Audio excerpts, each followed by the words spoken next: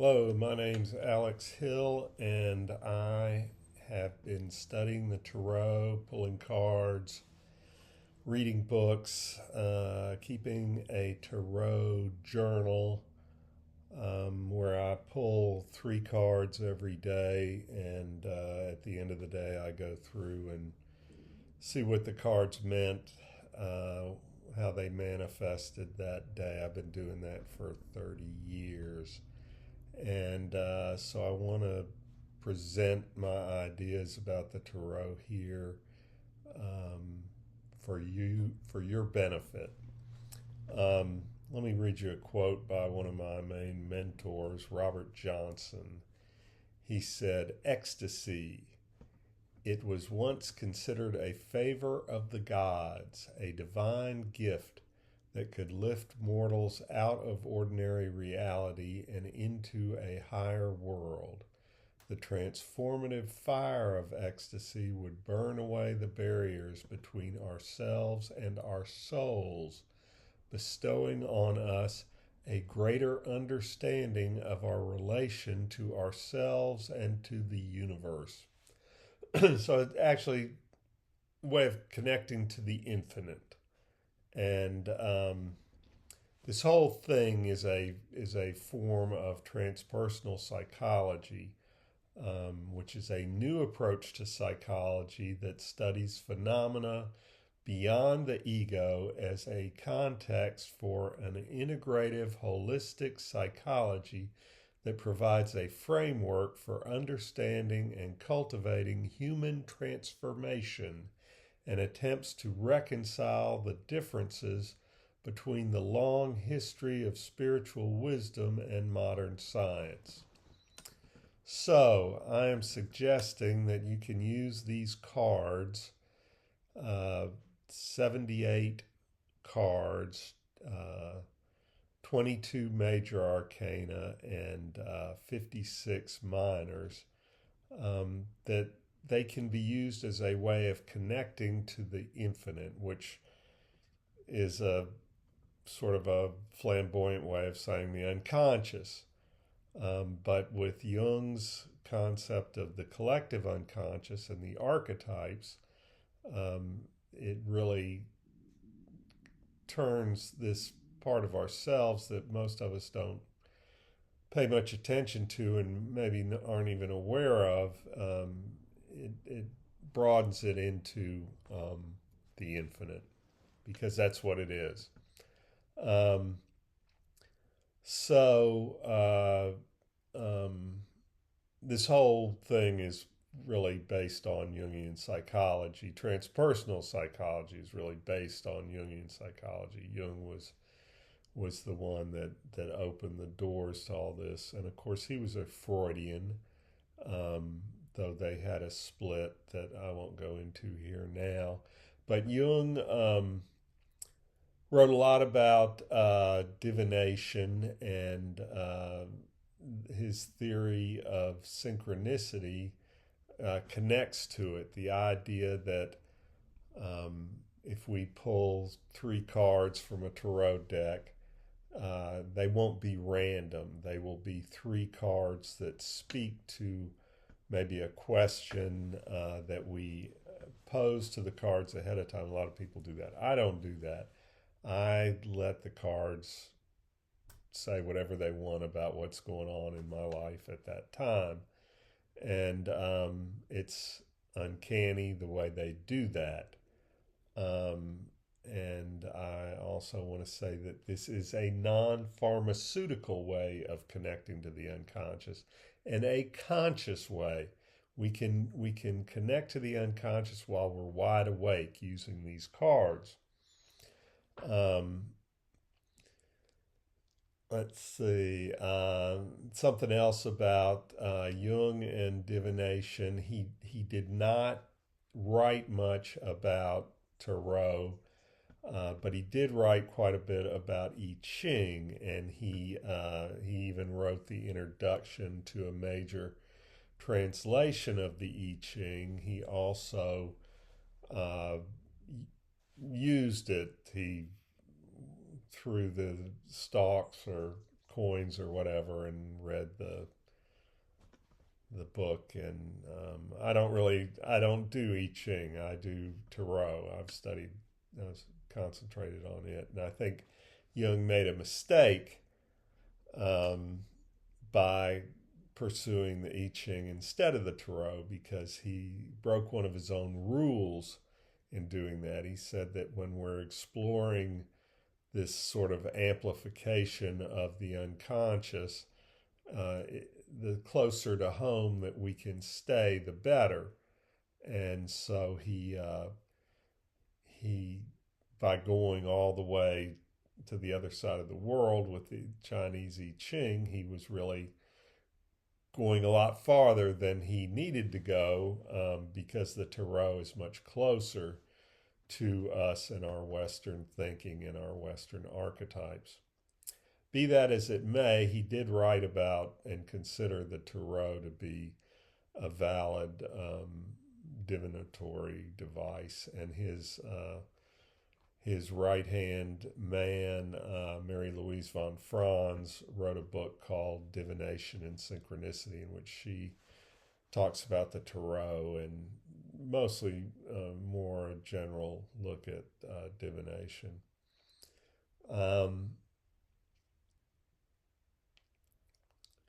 I want to say also that, something else. She talked about how this is the opposite of cause and effect. This is synchronicity. Cause and effect, logical thinking says that what if we pull 3 cards at random from the Tarot deck, they will not have any meaning, or if they do have any meaning, it will be a coincidence, and it will not hold up over time. It will just be a every once in a while coincidence. I had a home run the first time I used the Tarot. I talk about it in my other video. I won't talk about it again here, but I look at this scientific way of evaluating the veracity of something like Tarot from a little more of a right hemisphere perspective, rather than in the left hemisphere way would be to pull the cards and give them a rating as far as how true they are at that time, and then analyze it statistically, and if they're correct more than 50% of the time, then they have some validity, and the higher the success rate on them, the more validity they have. But I look at it more like baseball statistics, and of course 300 is very good.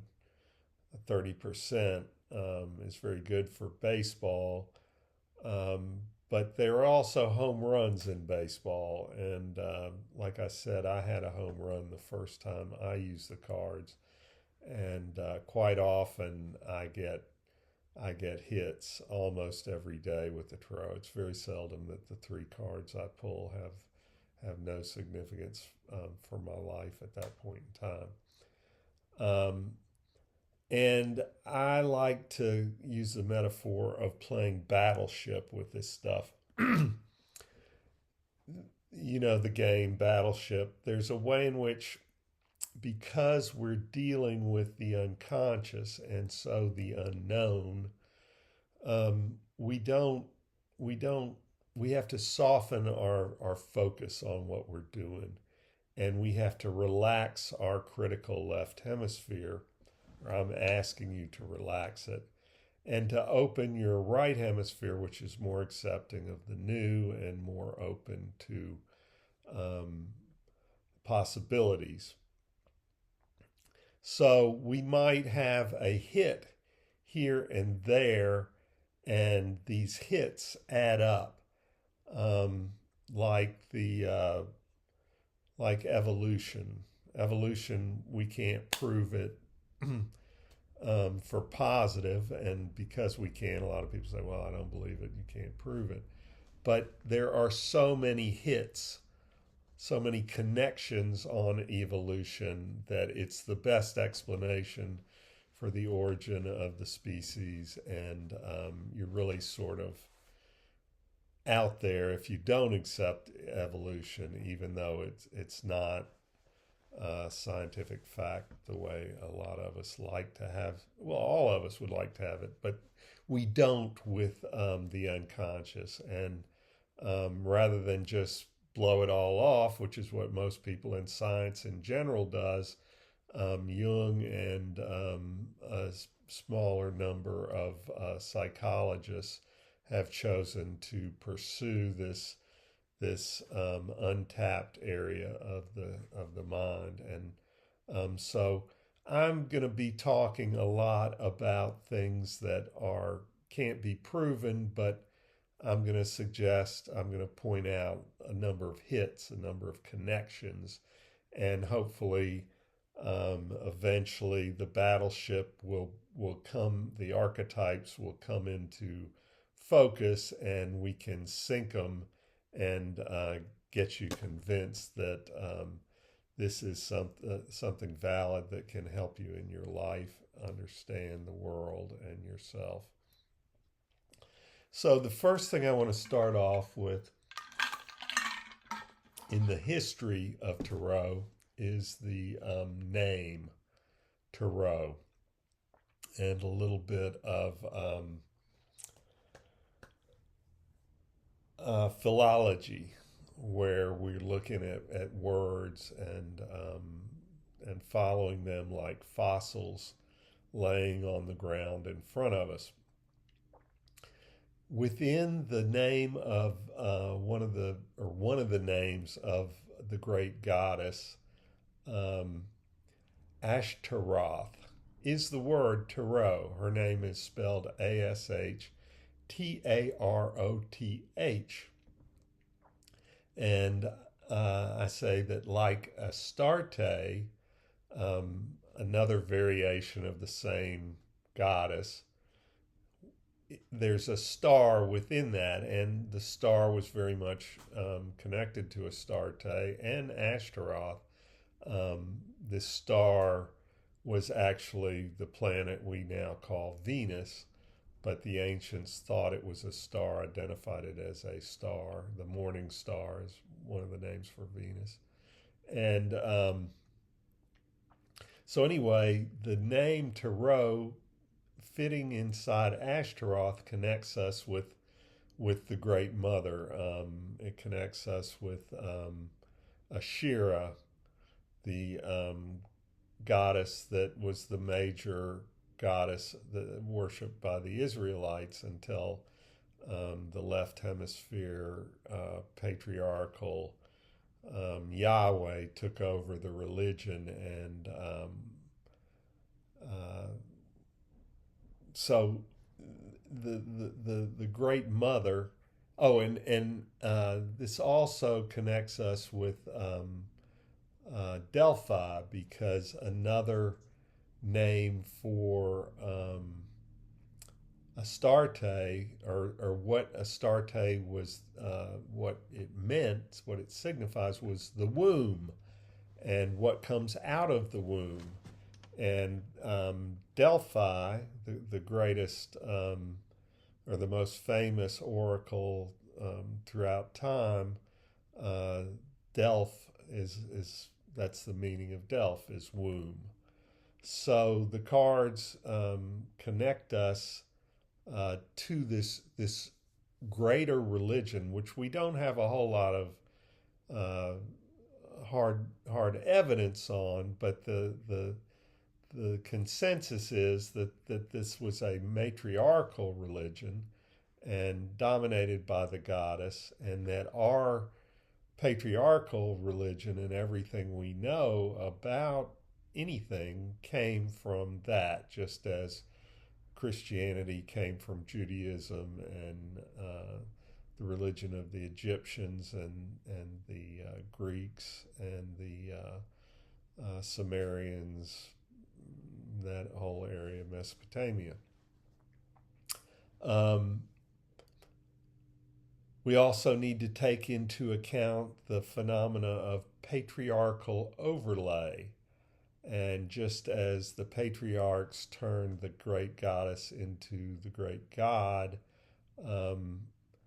I suggest that this same thing is going on with the tarot. Most people are familiar with the Rider-Waite deck, and I'll be referring to it quite a lot. But my main source on the tarot, Sally Nichols, recommends the Marseille deck, and in the Marseille deck, the number 5 card is called the Pope, and the number 2 card, what most people are familiar with as the High Priestess, was called the Popess. So we can see right there a deviation away from the church and towards a more contemporary view of religion and the divine in that movement from the Pope to the Hierophant. And I suggest that in the same way, whatever the Pope was before it was the Pope could have been feminine.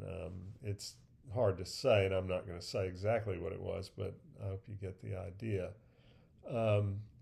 So I've got some more evidence for my connection to the Mesopotamians.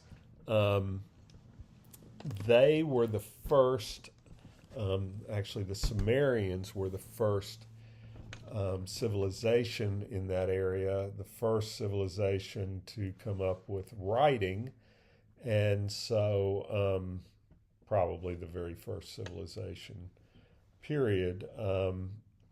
Well, maybe not, but I don't want to get into that, so I shouldn't have brought it up. But anyway, they were the first to document the caduceus as a symbol of the opposites.